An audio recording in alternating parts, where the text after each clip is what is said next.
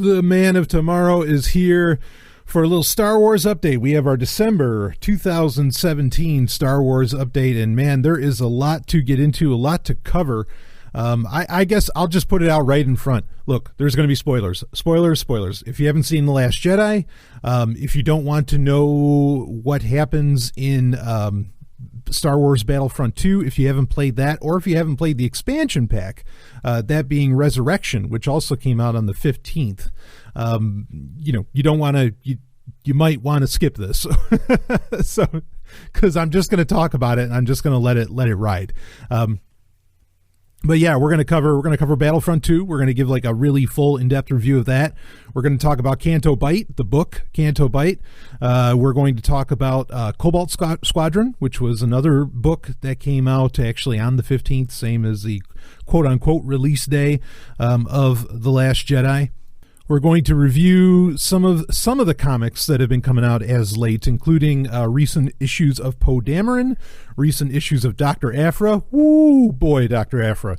And then also we'll talk about in the main Star Wars ongoing comic. We'll get some reviews in on that. There might be some other stories we'll be able to get into, but not sure that I'll be able to do that. You know, ironically, just as part of an update, so Wikipedia actually keeps a listing of all of the like upcoming books to come out, whatever's coming out over the next few months, whatever they have in their timeline. And it usually goes ahead, about 6-9 months, maybe even a year that they plan out. And I mean, obviously a company like Lucasfilm has this stuff, pretty well mapped out, and really mapped out deep. But I noticed, we actually, there aren't a lot of books planned. In fact, I think the next major book that I saw listed, well, I mean, there's the novelization, which is crazy that it's taking this long. But there's the novelization of The Last Jedi that's coming out in March, which is probably around the same time that the Blu-ray comes out for The Last Jedi. So, and why the reasoning behind that, I have no idea. The junior novelization came out on the 15th for The Last Jedi, but I mean, this is more of that weirdness, and I don't.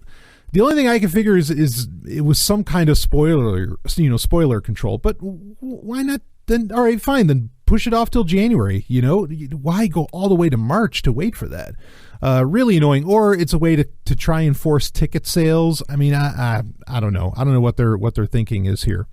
But anyway, the other major book to come out doesn't come out, I think, till June, and that's Thrawn Alliances, which, of course, is, the number one book that I'm looking forward to, certainly. No matter what they announce, it's going to be the one that I'm looking forward to, because Thrawn, again, is my favorite Star Wars character.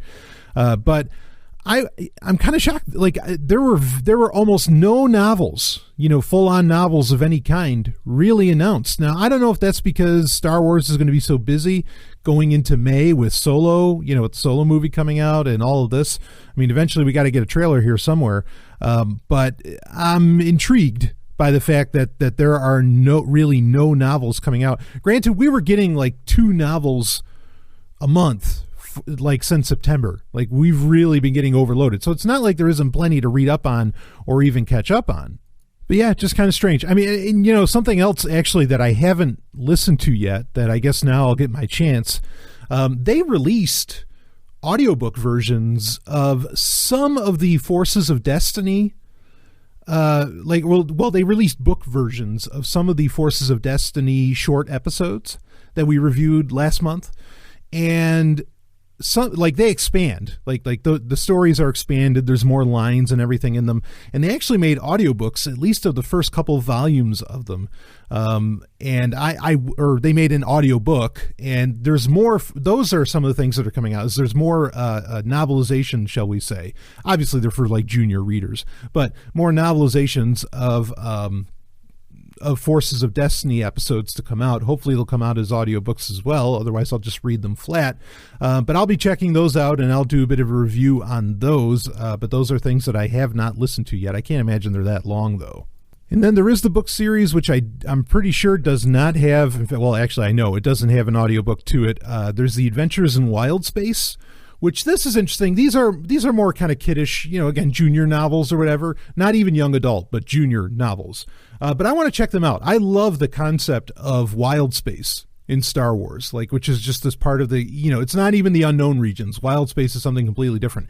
In fact, I've been writing for a better part of a year. I've been writing a audio drama for Star Wars. Some of you listening may know about it. I'm actually going to, this is going to be a full cast affair. And, wild space is a big part of the story. So I want to check out and see exactly what they say, inside of these books. Granted, they're, it's a book for kids and kind of about kids, but I'm intrigued. What the hell, and these, back in the 90s, this used to be kind of a popular thing. Like, they had the Star Wars Galaxy of Fear books that were really great. Some of the best Star Wars books out there, but they're meant, they're like scholastic novels, they're meant for people in I don't know, anywhere from 3rd to maybe 6th grade or something like that, whatever. And there were some other ones too, like The Glove of Darth Vader. There was that series that had the Emperor's son, what was his name, Triclops or something like that.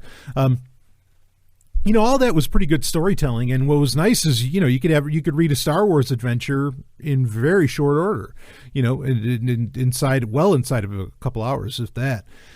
So I'll be checking those out, and I will be doing some degree of a review on them as well, if there's anything really worth reviewing. But I'll talk about it and just say, if at the very least, I'll let you know if I enjoyed them or if I think your kids would enjoy them. Though I can't imagine what kid doesn't enjoy Star Wars, regardless of its context. So there's all that. There's other books coming out in 2018. There is a guide to lightsabers written by Pablo Hidalgo. I'm hoping that that's like a full-on reference guide and not just something for children. There's going to be another book on vehicles and weapons, I think. A reference guide that'll be coming out. I'm definitely excited for those two. I mean, there's stuff coming out. It's just, it's not the amount. For a while here, especially throughout 2017, we were really getting like a novel a month, at least. And now there's like nothing. So, I mean, that gives me time to certainly, to consume other things. But I don't know. I don't know what's going on there. Maybe they're going to change their mind. Maybe they have other stuff that they want to announce. Certainly the comic book aspect of things is really heated up for 2018. You have the comic bookization, is that a term, of the original Thrawn book that's going to be coming out. And there's just a slew of other comics. I know we're getting into the comic book about DJ from The Last Jedi in January. Can't wait for that. And I'm sure there's a bunch of other stuff. But really, and we'll talk about this more later, the comic books is right now, in my opinion, is where Star Wars is really shining. Where the franchise is going in new directions, is making it sexy even, and very sexy. And keeping it, allowing for perhaps the older demographics to enjoy themselves. So, but we'll talk more about that later. So let's start talking about things here that we have on our list, because again, we got a lot to break down.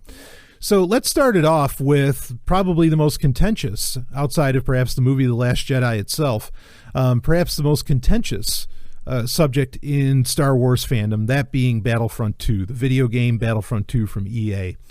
So I gave a whole rant about all the bullshit that they were doing with their pricing structures and all on the loot crates and all that other stuff. Just the insane crap that they had been pulling.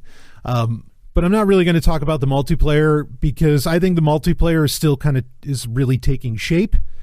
Even though there was, if you bought, so I bought the what is it? The Imperial or the Elite Trooper Deluxe edition of it.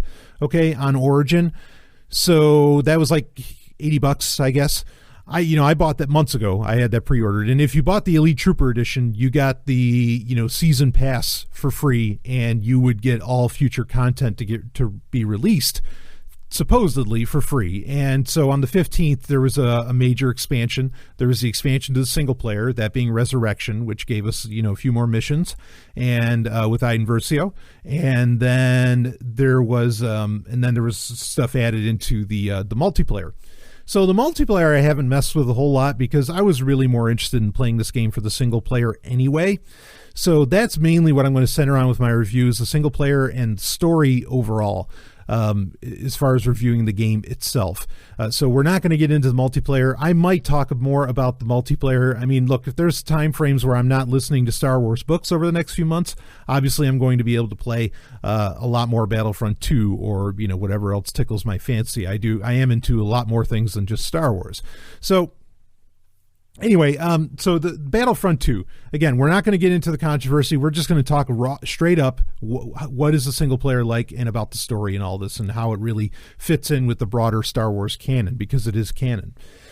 Gameplay wise, like it's kind of a shame, really, that there is so much negativity that really has to do with the multiplayer. I mean, the one argument you can make against a single player is that it's short. Like, it's not like a long mission. You can top out the game really well under 6 hours, I think. But 6 hours is probably the average that I've heard that people have done it. And then you might get another hour or two out of the expansion pack that came out on called Resurrection, that came out on the 15th. So, you could argue about that, but otherwise, like, the gameplay is awesome. The controls, very fluid, very solid. There's a very nice mixture of hopping in vehicles, using things in the environment, heavy blasters and all that stuff that are mounted on tripods, getting access, hopping in, AT-ATs, ATSTs, even the more mount types. I don't think they call them, well, ATMTs were a different thing anyway, but there used to be the ATPTs, the personal transports, but that was back in the old expanded universe days. That was from the Heir to the Empire trilogy. So I don't know exactly if they call it that, but regardless, there's lots of vehicular stuff that you can kind of get into with it. As far as the space battles go, you hop in TIE fighters, you hop in X-Wings, you hop in all that, and you get to fly them around, and it's very satisfying space combat, in my opinion. It's not TIE Fighter. Like, it's not as good as the game TIE Fighter. It's not a full-on flight sim, but it's very satisfying in what you get to do. And, I mean, it feels a little on rails, but not, you have enough control to where you get to have a really good time with it. And the interesting thing, and if I were to level a complaint, and this has more to do with the story than anything else, and there's another complaint to make about the story, but we'll get into that.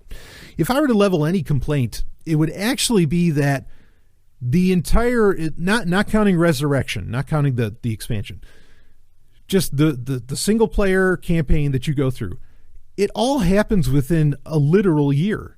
Because, again, spoiler alerts, folks. So it goes from, you start off, right, I mean, you're on Endor, you're talking about the rebel fleet amassing near Sullust, you're talking about all of that, you're going to Endor, you have the Death Star 2, so you're at the end of Return of the Jedi, which in the way Star Wars does its calendar, or at least for people that, for the fans, how they measure time, is you have what's called ABY and BBY.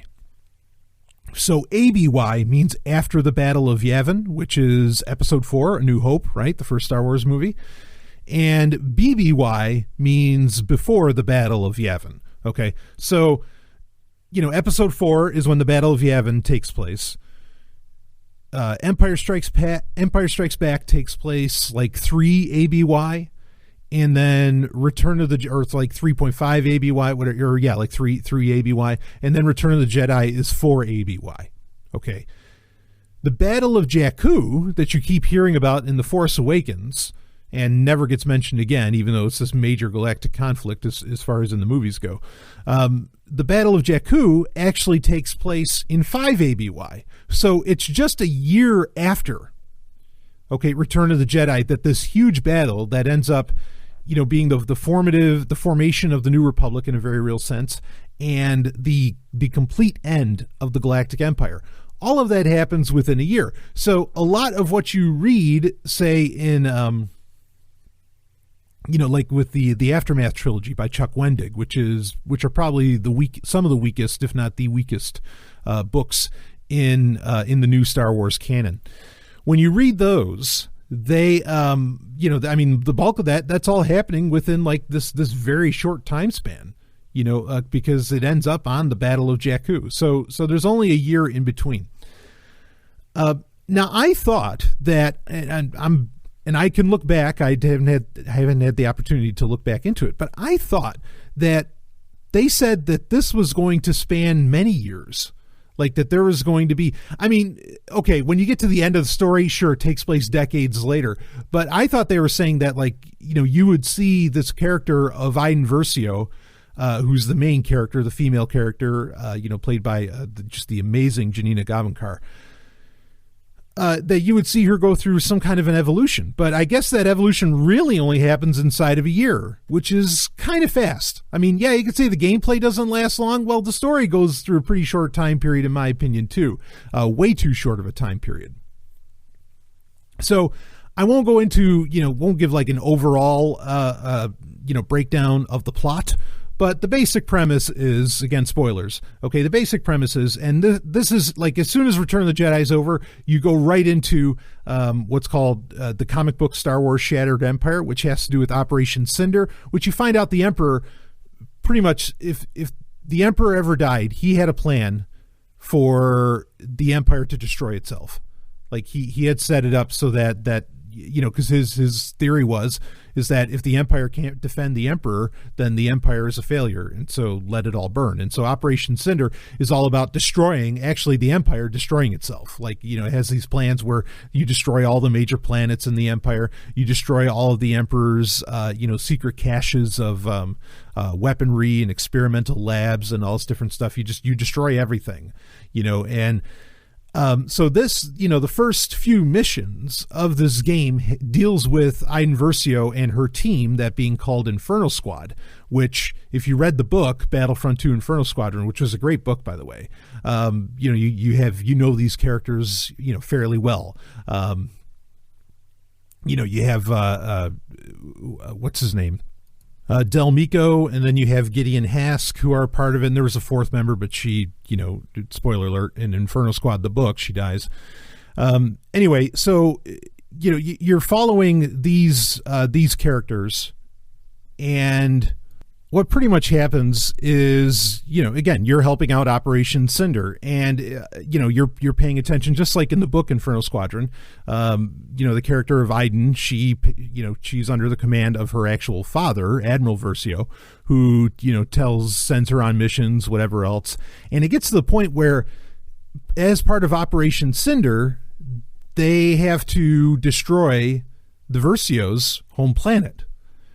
And Iden has a problem with this. Oh, is it Vandor? She has a real problem with this, and she's like, "Oh no, I'm not going to do this." And eventually, it ends up with a conflict where her and Del end up, you know, separating from Gideon Hask, and, you know, Gideon Hask stays loyal, and they're trying to save this character named Gleb, who is that an Aqualish? I think she's an Aqualish.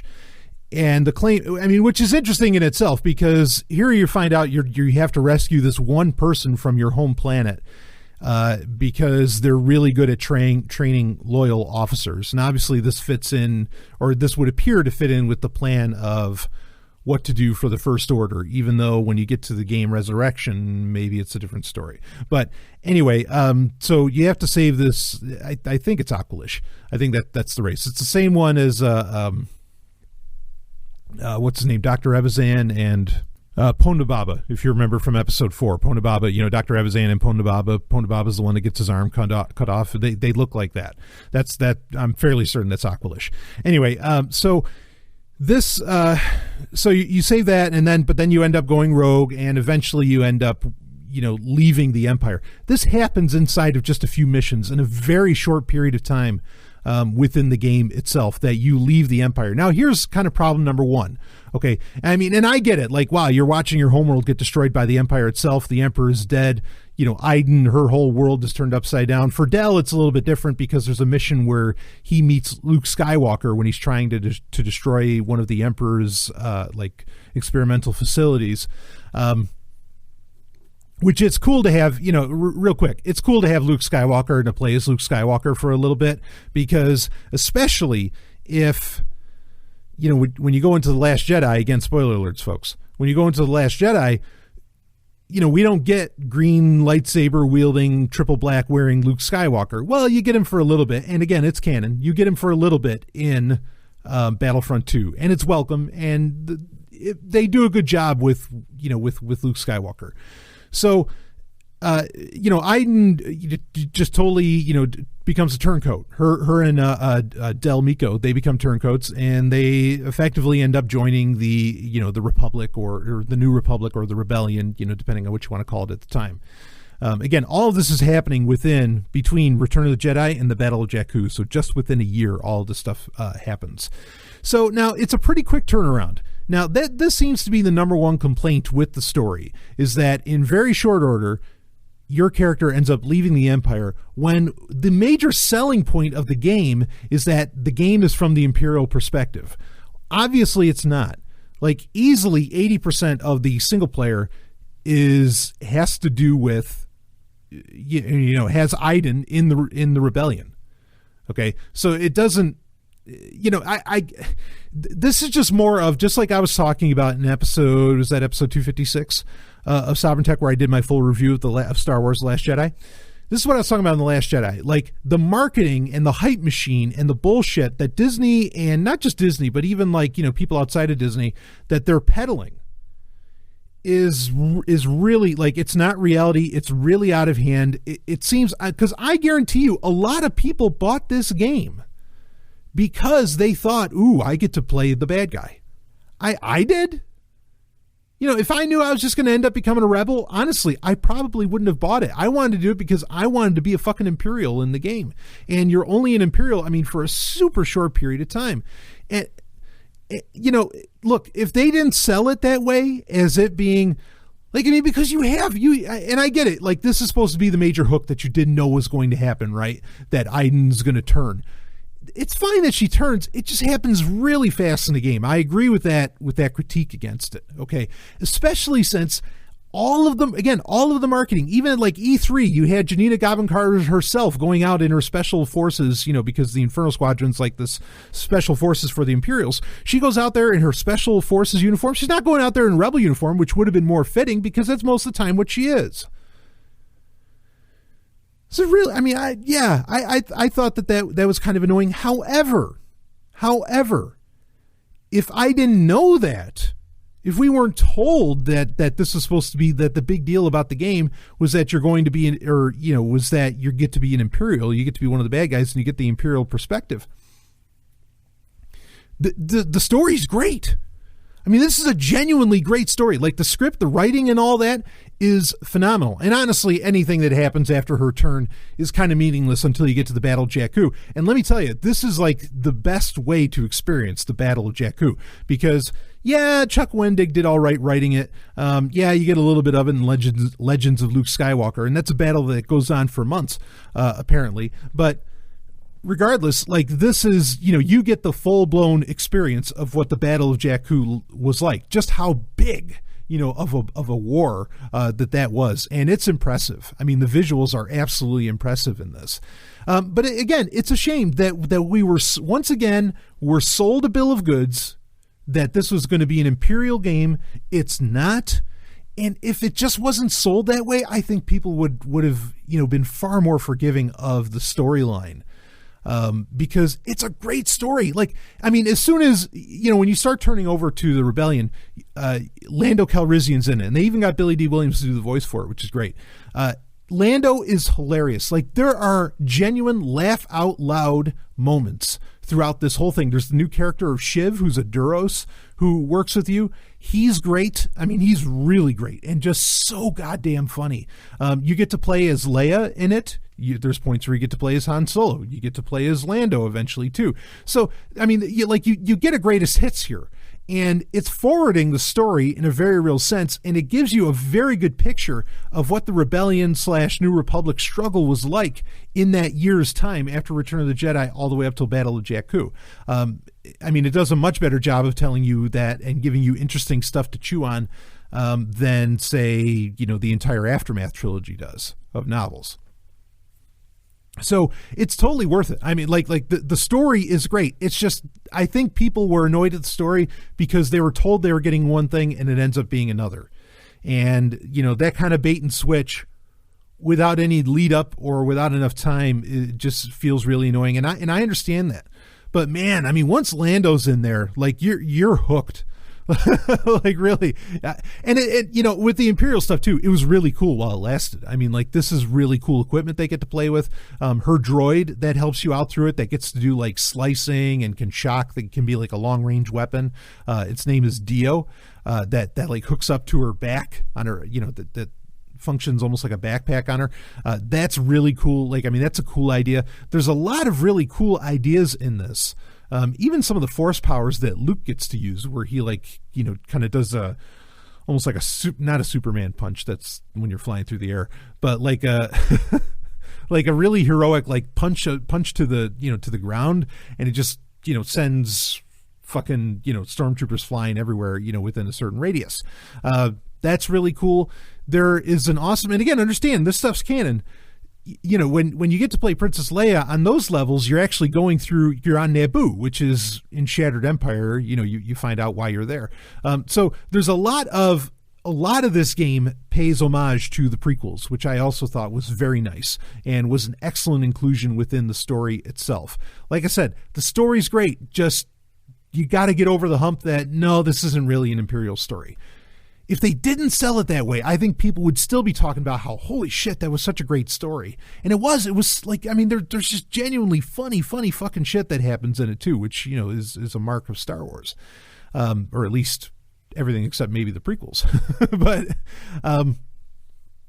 yeah, but on Naboo, like you find out that, Queen Amidala at one point installed a very powerful weapon. Well, I mean, debatable if you want to call it a weapon, but you know, I mean, the people of Naboo are kind of pacifists, and she installed an EMP that would generate from the palace in Theed if there was ever like a major invasion that would end up wiping everything out, which would make sense why she would install that, because, you know, during episode 1, you're dealing mainly with battle droids, and this would have wiped them out completely. And you know, you get to set the thing off, and I thought it was a really cool idea because it fits in kind of with that what we know of Naboo culture, where again it is kind of pacifist.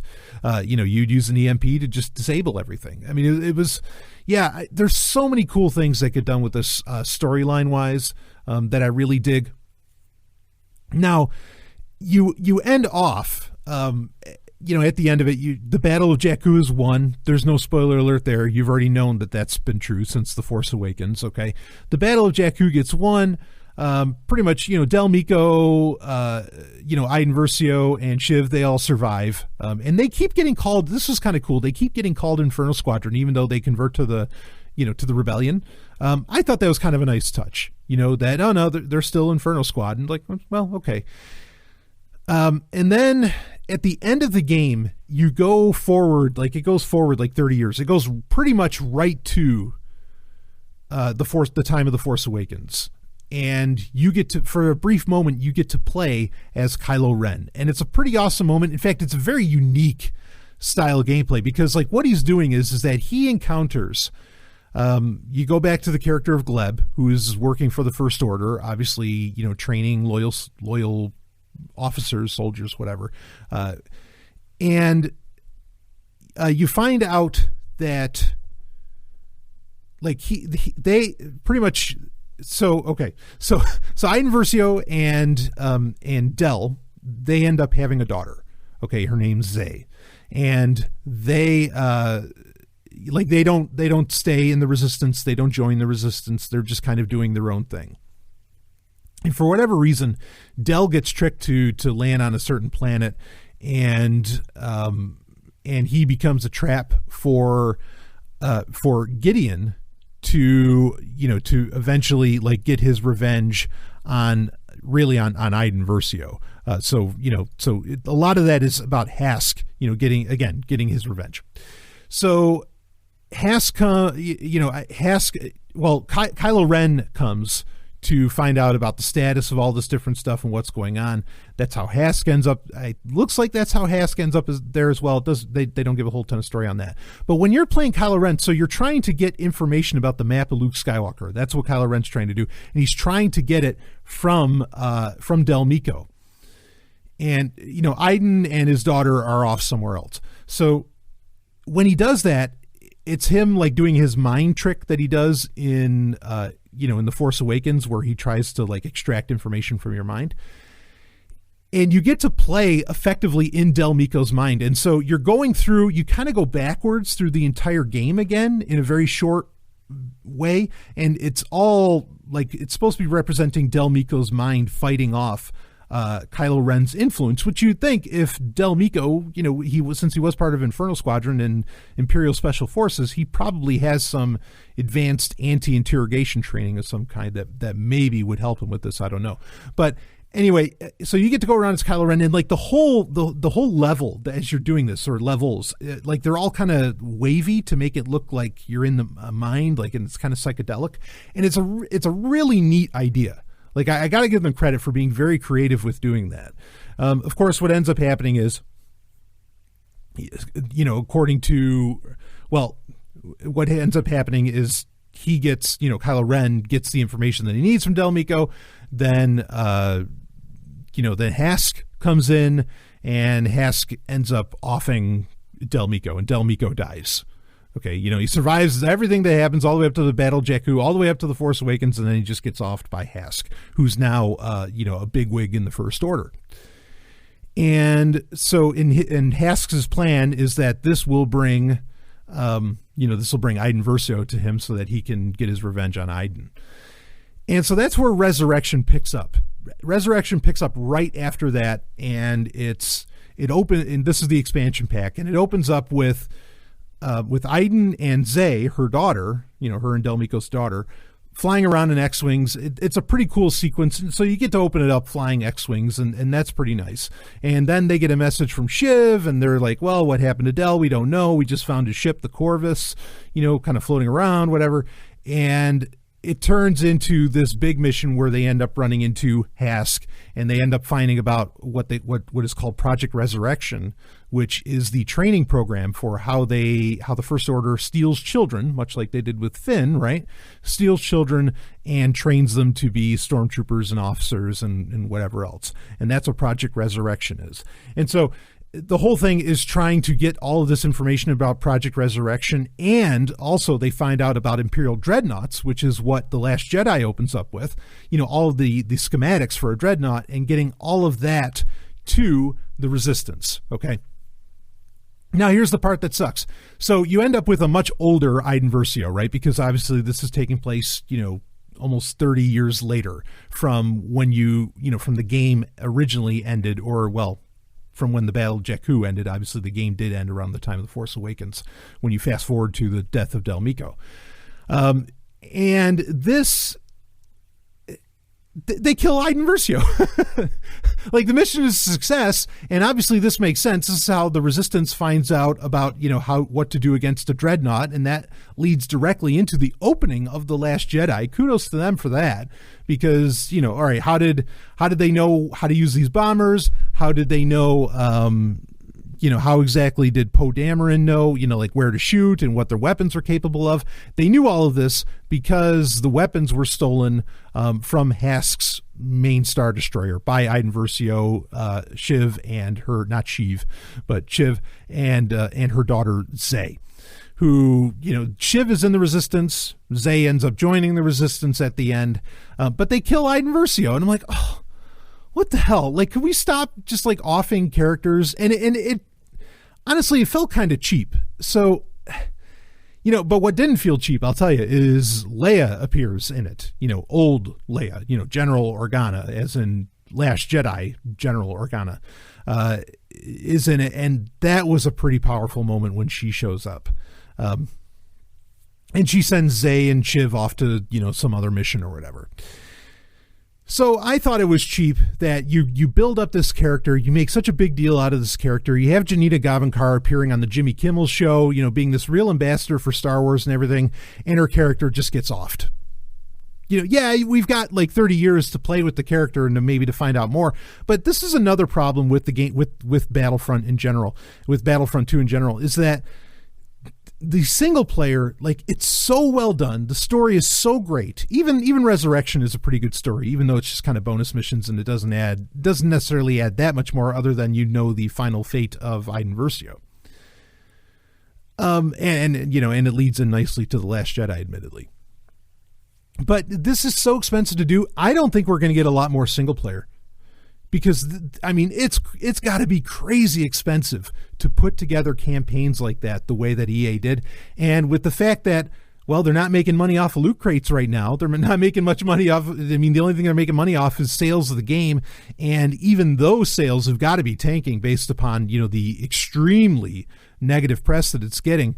I'm concerned that we're not going to, what was such a great story and was so well done, was such a beautiful game. And really the single player especially was a beautiful game.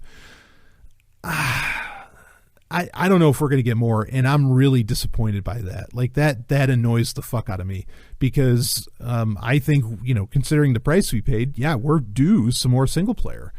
So I don't know. We'll see what ends up happening, but right now, the way things look, I don't think we're going to end up getting more. And that is, in my opinion, that is just so fucking shitty, because sure, I'll play the multiplayer a bit, but that's not my main selling point.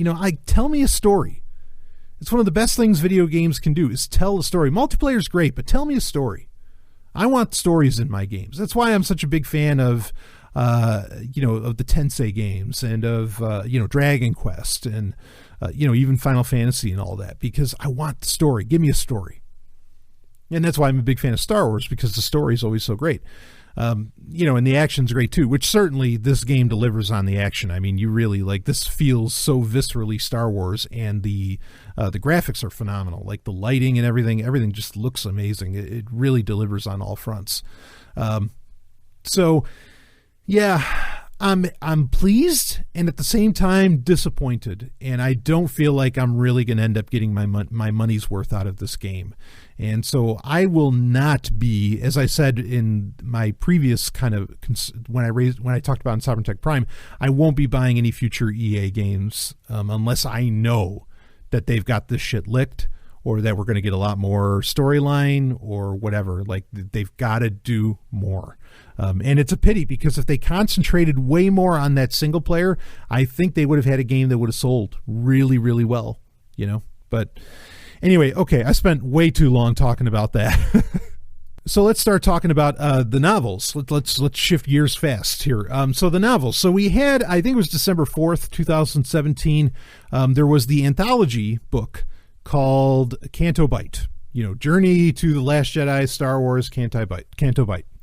And these are 4 stories, I think it was 4, that have to do with the planet Cantonica. That's how you pronounce it. I know you would think it was Cantonica, since it's Canto Bight, Cantonica, but instead it's Cantonica, whatever. So this has to do on Cantonica. There are really no major characters whatsoever. These are completely standalone stories. They could have been released at any time. I can't think of a single bit of it that really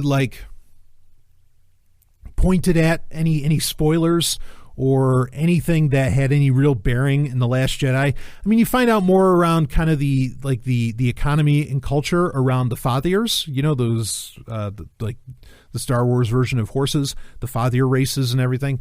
You find out more about that. I mean, and really, I guess part of the pity is, as I said in my review of The Last Jedi, the Canto Bight sequence is the worst part of the film. It really takes away. And this book does nothing to add in to somehow make it more exciting or more interesting. It really doesn't. And the thing, part of I think this book's completely forgettable. Just completely forgettable. There maybe in the sequence in The Last Jedi, in the Canto Bight sequence, there might have been characters that were in that sequence that were mentioned in the book, but it doesn't matter. They don't do jack shit. Okay. How much time do you really spend on the gambling floor in Canto Bight in The Last Jedi? You really don't. Even though there's deleted scenes that supposedly go longer, whatever. Yeah, that'll be the day if we see those. Or, we'll see some of them, I'm sure, on the Blu-ray or something. But anyway, this book's totally forgettable, and I'll tell you why. Just like Canto Bight in The Last Jedi, where it's kind of the one area that didn't really feel like Star Wars. It seemed way too earthly. It seemed way too Las Vegas. Just way too earthly. The designs, everybody's wearing tuxes and all this stuff. Nothing about it really felt like, it was the one part of the movie that didn't feel like Star Wars, and that's part of what takes you out as well. Okay. I would not be surprised Now, there's like 4 different authors for this book, for Canto Bight, because, again, it's an anthology, so there's 4 different stories. I seriously would not be surprised if they took some Las Vegas pulp novels from the 50s and they just really cleverly, and look, people actually do this sort of thing on like on Amazon, and, you know, with Kindle books and even with audiobooks and all this, where they will use software that will just change the names in a story and then they'll resell the book. It happens all the time. It's really like, and people make money doing this sort of thing. I wouldn't be surprised if they just took some gambling. I mean, like, there's no starship battles. There's nothing about it that makes it Star Wars. They literally could have taken like the plot for Kenny Rogers the Gambler, one of those movies, because there's more than one, right? You know, and just put it on Cantonica and change the name of a few things, and boom, you've got a Star Wars novel. This was such a cheap cash in my opinion. Like so there's 2 things of any kind of interest. Like I said, there's the fathier, culture around the fathiers. And then it does bring up sabacc, and it kind of gives you the rules for sabacc, which this book, speaking of rules, follows the rule of just about every other Star Wars novel. There's only something interesting that has relevance to the entire Star Wars universe in the last chapter. And in this one, it's no different. You get an explanation of how sabacc is actually played in this book, okay? And that's kind of interesting to finally hear. Like, I mean, and they give very specific rules in it, and so obviously, you know, Disney at some point is going to make it either a big part of their whatever their attractions, you know, that you can go to at Disney World or whatever, or they're going to sell it, you know, they're going to sell sabacc and try and make it a thing with the kids. I mean, I don't know whatever, teach kids to gamble. Okay. So way to go, Disney. You're really, you know, putting up those high morals. This book is totally forgettable. Totally forgettable. It was a complete waste of time to listen to.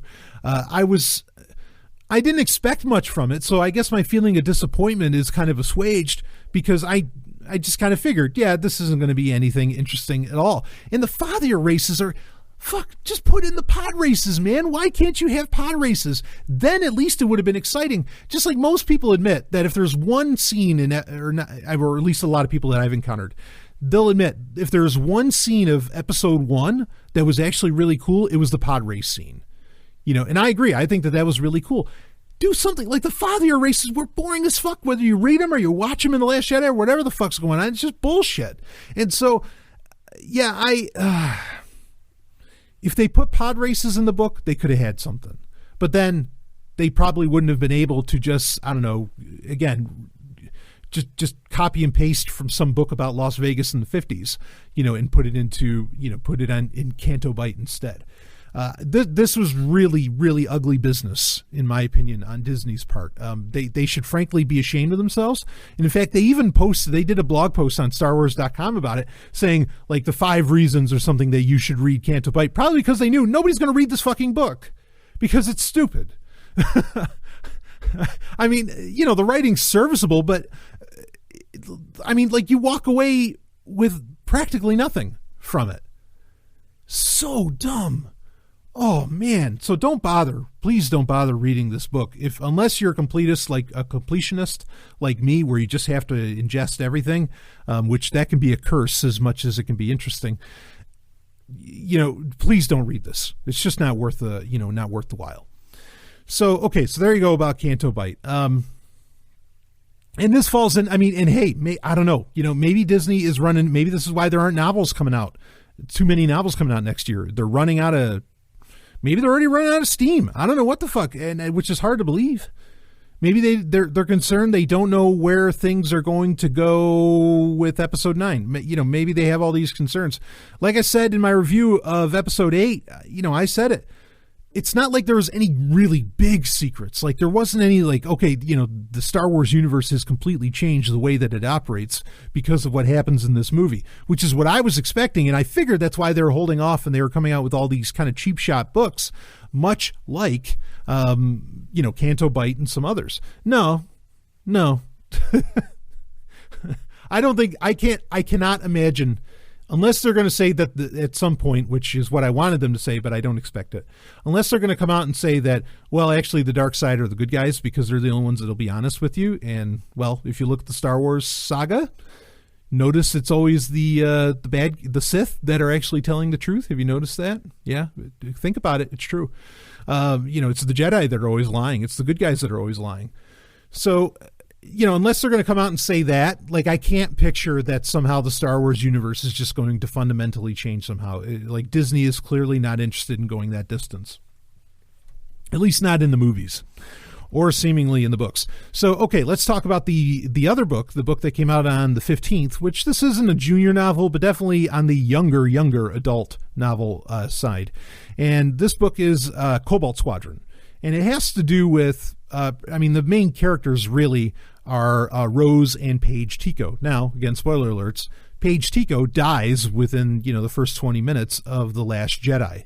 And so you get a little more understanding in this book of where Rose comes from, where Paige comes from, their kind of relationship, what they've gone through, why Rose seems to be so brilliant when she's just like this simple worker, aboard the Radis. How did she even get aboard the Radis, etc. You get a greater explanation of how the Star Fortress bombers work, which I think those were one of the really cool aspects of The Last Jedi, which those are the ones that drop the bombs, like right on that dreadnought in the beginning. You get a better understanding of how those function and operate and all that. You learn a lot more. You learn about that symbol, which I figured as much, that the Cobalt Squardon book would explain, like, what's this like yin-yang thing that, that Rose is wearing, and that Paige probably had one too, or that she had one too, and that you find out that's actually like the shape of the star system that they come from.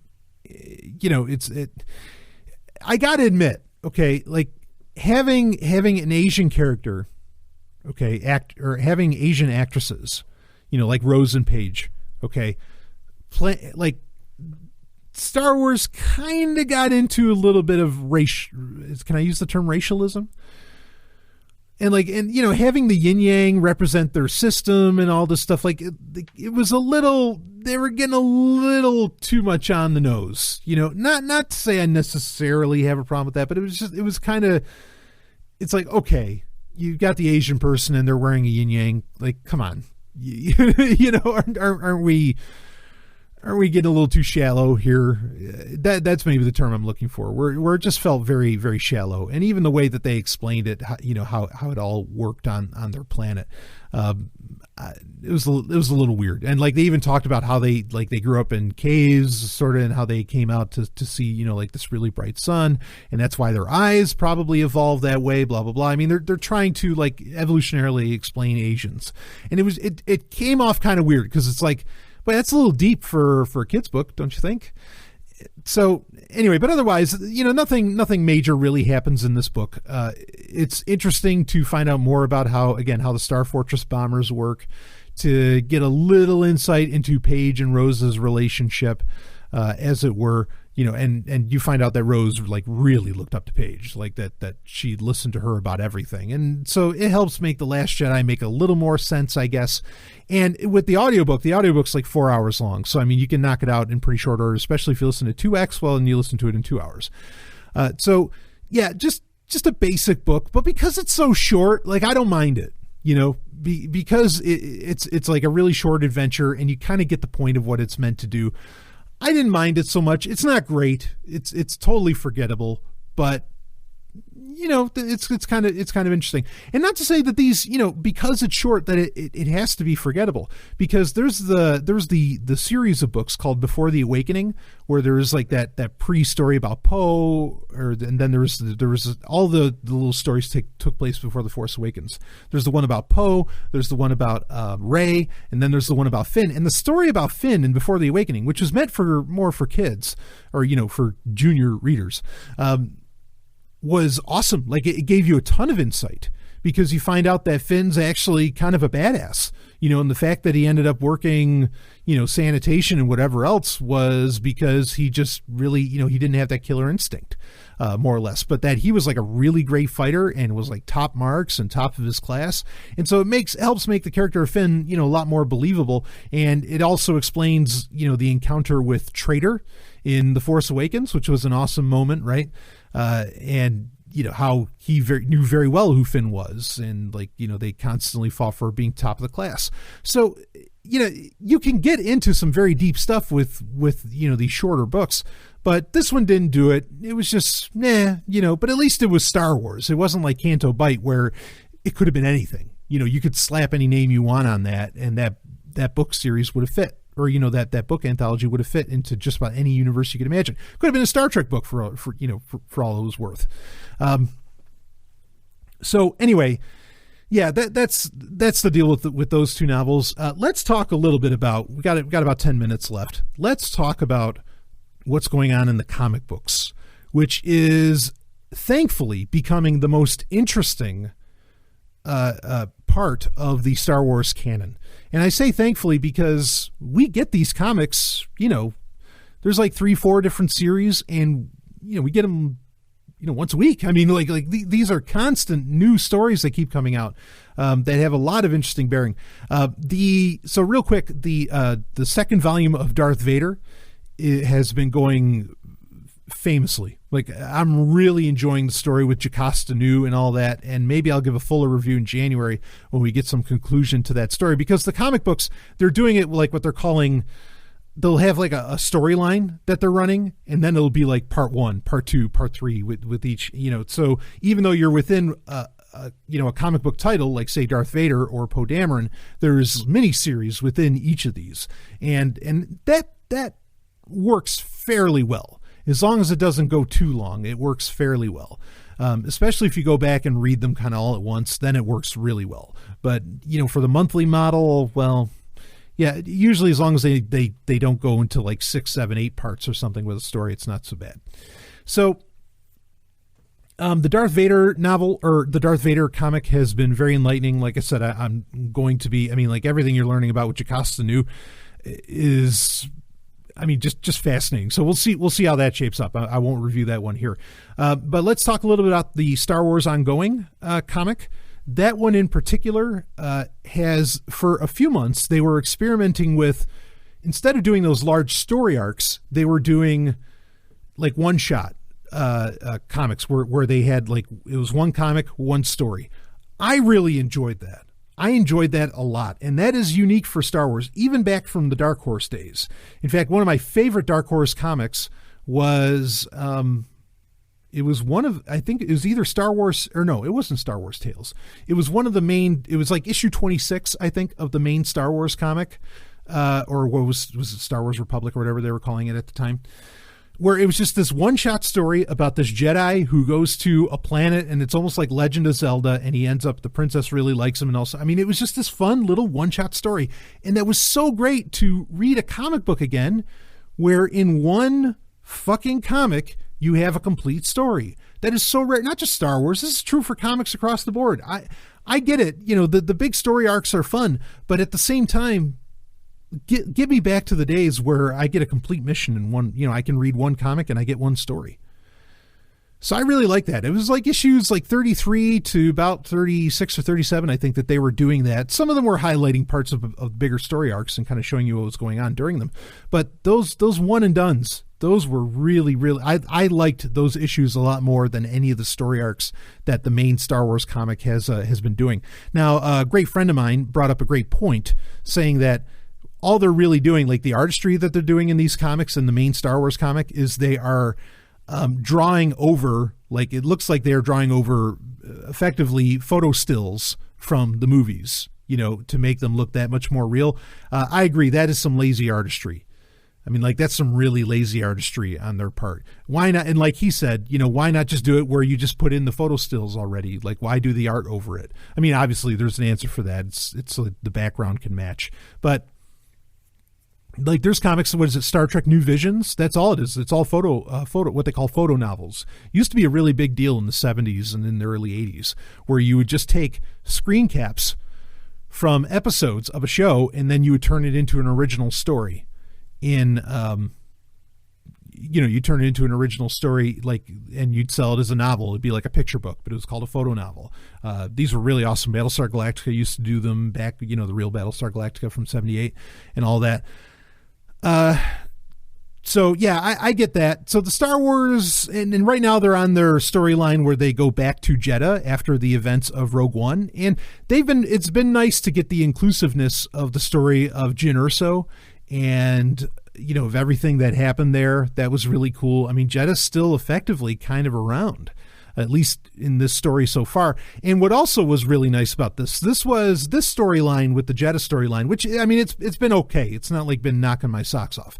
With the Jeddah storyline, they've been doing a phenomenal job of, they brought in a character from the first volume of the Darth Vader comic books.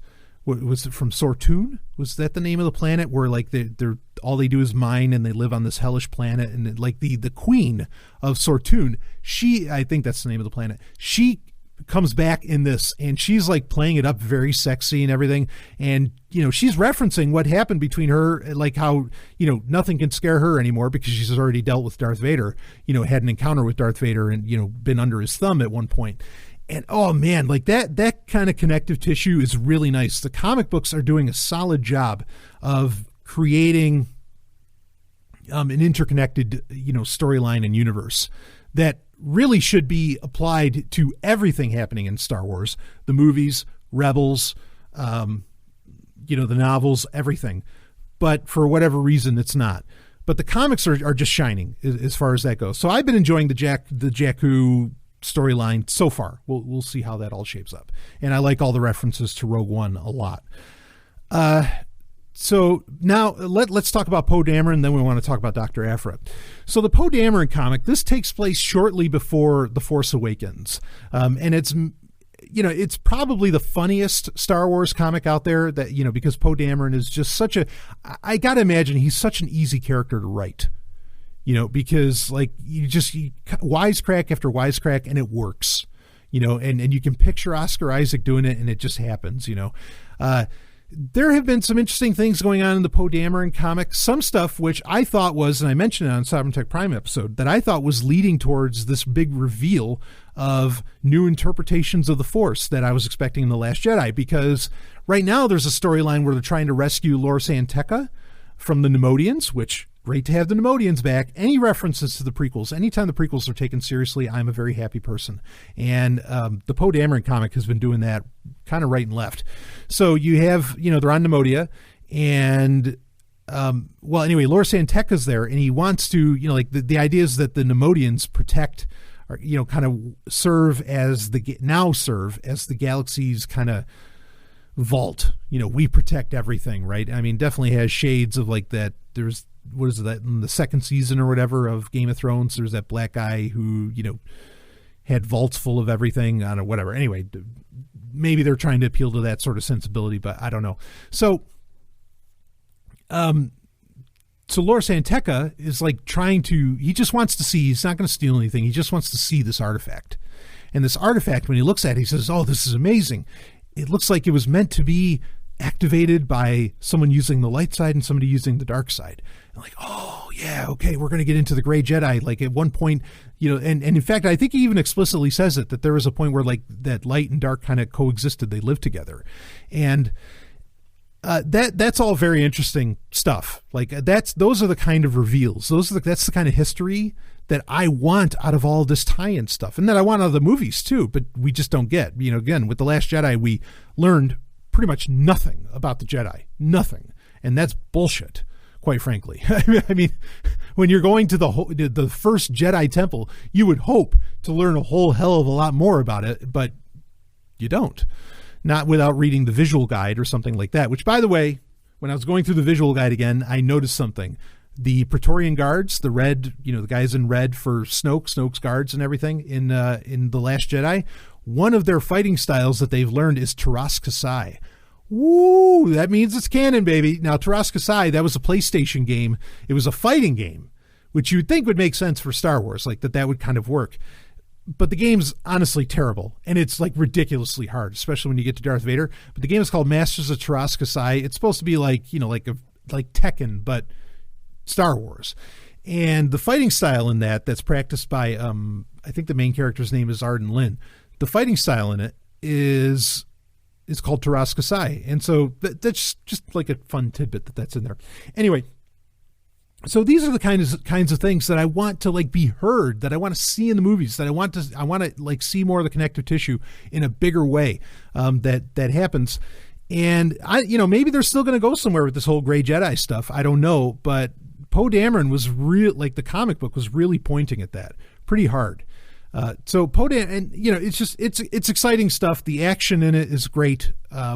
I feel like when I read Poe Dameron, I feel like I'm reading like classic Marvel G.I. Joe comics. They're really, I think they're just about that good. And Leia's in it, and so that's dynamite to any time to encounter that character. I don't want to say it's the best comic out there for Star Wars. Maybe the best ongoing right now for Star Wars is the Poe Dameron series. I'm really, really enjoying that. So anyway, all right, we got a few minutes. Let's talk about Dr. Aphra here. Now, this comic has been touch and go. Like, there's this whole storyline that revolves around her trying to find this. Well, she wasn't really trying to find it, but she loses her title as doctor, her archaeological credentials, right? And then she's trying to get them back. She ends up like finding this ancient city in space that's like on an asteroid, this ancient battle, like literally thousands and thousands and thousands of years ago, happened and everything. And she meets and she ends up stealing this crystal that supposedly carries with it the consciousness of an ancient Jedi named Rur. Well, it turns out that, and he calls himself the immortal Rur. Turns out, it's some kind of programming, but it's not exactly perfect. With what's going on there, as far as like maybe it wasn't a perfect representation of this Jedi. And so, the storyline gets a little weak around that. I liked it when Dr. Aphra was with Luke Skywalker during the Screaming Citadel miniseries, which we covered in last month's Star Wars update. But there's been little hints here and there where Aphra seems to be a very like a person that really expresses her sexuality, and if she's not bisexual, she's definitely a lesbian at the very least. She might be bisexual though. And there is this Imperial commander who you find out about this, her name. Well, she ends up becoming Inspector Lieutenant, but her name's Tolvin, Magna Tolvin, I think her name is. And like they start building up kind of this relationship and everything. And also the other cool thing about the Dr. Aphra comic is the characters of BT and 000, which are these like literal killer robot version, or like they're all in black, they're these mirror versions of C-3PO and R2-D2, and those characters are hilarious, and you get Black Karen Stan, who he's lots of fun, the big Wookiee there. This comic, I mean, it kind of has ups and downs, and this is one where some of the storylines I felt went too long, like they spent too much time on it. But just the last issue that they did, which is the second part of their latest storyline, where they're exploring more of this relationship between the woman, Inspector Tolvin and Dr. Aphra. Ooh, it's heating up. Like I am very pleased that Disney is at the very least allowing Marvel to explore, this lesbianism and a bunch of other stuff within the Star Wars universe and making it pretty sexy. I mean, like they're really, really making Dr. Aphra a very sexy character. I am enjoying the hell out of that comic book, even though, like I said, a couple points, the story went way too long, way too fucking long. But otherwise, like the abstract and kind of the bigger picture being painted is incredible. And I get the sense that Dr. Aphra is going to be, if we're ever going to get where a literary character jumps onto the screen in a big way, Dr. Aphra is probably going to be our first one to do that. Other than maybe Sana Solo from the main Star Wars comic, because Staros, actually her real last name is Staros. Sana Staros is probably going to be in the Solo movie. I don't know. I shouldn't even say that. I don't know, but it's a good bet. So, and she's a cool character too. I mean, a lot of fun stuff going on, as far as that goes, that you've seen in a lot of the one-shots recently that existed within the Star Wars main comic book. Another quick thing. Okay, I'm going to leave you with this. So the Dr. Aphra comic, you want to be reading this. Lots of fun, lots of interesting stuff going on, ancient history, all of that, lots of sexuality, and it leads in very nicely to what I think is one of the more brilliant Star Wars stories told in recent memory, that being the Screaming Citadel, where it's very kind of Castlevania. But I'm going to leave you with this. Something else that gets explored in the Poe Dameron comic a lot is just how, and you kind of get hints in this in other tie-in material, like that the Resistance specifically, the Resistance treats their droids like humans. Like they treat their droids as people. They really respect droids. Now, it's interesting, in The Force Awakens, Rey also treats BB-8 a lot like it's a person and won't let BB-8 get slaved or anything and, treat it incorrectly or whatever. It's almost odd just how much, because like in the Poe Dameron comic, you get a lot of this. And in fact, you find out BB-8 literally has a girlfriend, not a woman, but another astromech droid that is, again, literally BB-8's girlfriend. And this, like, it's getting into, and then you had that weird existential kind of comic that had to do with how C-3PO got his red arm and everything. There is this weird strain of storyline where they are trying, it seems like they're trying really hard to humanize the droids, and where they're trying to make it seem like, hey, we're treating droids like shit.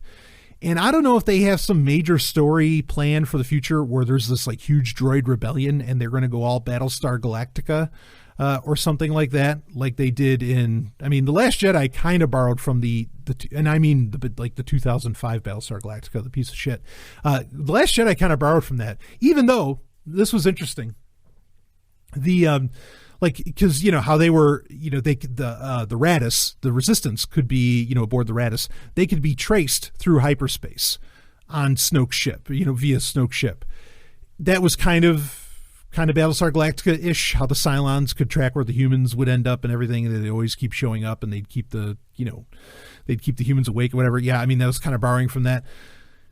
But it was interesting that, and in fact, I said this back when Rogue One came out. I said, when they're on Scarif, okay, and Jyn and Cassian are going through, they're trying to find the Death Star plans, and they're like mentioning all these other plans. I said, whatever they're labeling, whatever they're talking about, whatever they're mentioning, you're going to find out about that in some other movie or in some other book or something like that. Like they had a bunch of different projects that they mentioned, not just the Death Star. One of them, though, that they mentioned was hyperspace tracking. And so the Empire was working on hyperspace tracking for a very long time. And of course, then in The Last Jedi, well, it looks like they perfected, or at least the First Order ended up perfecting it. Maybe it was because of, like in the visual guide for The Last Jedi, it talks about how, like, the computers that handle the hyperspace tracking, tracing people or tracking people within hyperspace, the computers that handle that actually exist within a hyperspace bubble that allows them to do faster computations, kind of like a quantum computer, but I guess in this case it'd be a hyperspace computer, which I thought was really, really fascinating that was there. Anyway, that's a tidbit. But the point I was wanting to make, it's very weird that there is this with the droids. They're trying really hard to kind of humanize these things. Part of me wonders if Disney knows that, oh shit, AI is going to become a part, like in real life, in the real world, not in Star Wars, in our real world, that AI is going to become this big deal, and we're going to allow Star Wars to exist because we stood up for the we stood up for the droids, we stood up for the robots. No, I don't think that, but it feels like maybe we're going to end up with kind of a Cylon versus human conflict, and maybe that's something that's coming down the line. There's no point in me being theoretical about it because Disney will obviously change their mind at the drop of a hat. But this is a big recurring, it's a subtle but large recurring theme throughout all of the tie-in media, that droids should be given a lot more respect than they have. Which is really interesting. And I just wonder where that's eventually going to culminate, when that's going to become a big deal. And it is getting a little odd. Droids have girlfriends now. It's fine, go ahead, but it's just getting a little out there. So anyway, all right, that's it. Went a few minutes longer than I intended with this. that's it for this week's Star Wars, or this month's Star Wars update for December. We'll be covering, because there will be kind of less content out there throughout January. We'll be diving into kind of a little bit of backlog in January, and we'll probably have to do that through much of 2018. We'll see how that all shapes up. I haven't seen The Last Jedi again yet. I still plan on doing that, and maybe I'll do like after I've seen it 5 times review. How about that? And we'll do something like that in a future Star Wars update. So anyway, that's it for this one. Of course, you'll have your Star Trek update for December 2017 coming up as well. We got a lot to talk about in that. And great Sovereign Tech lined up. I will see you on the other side.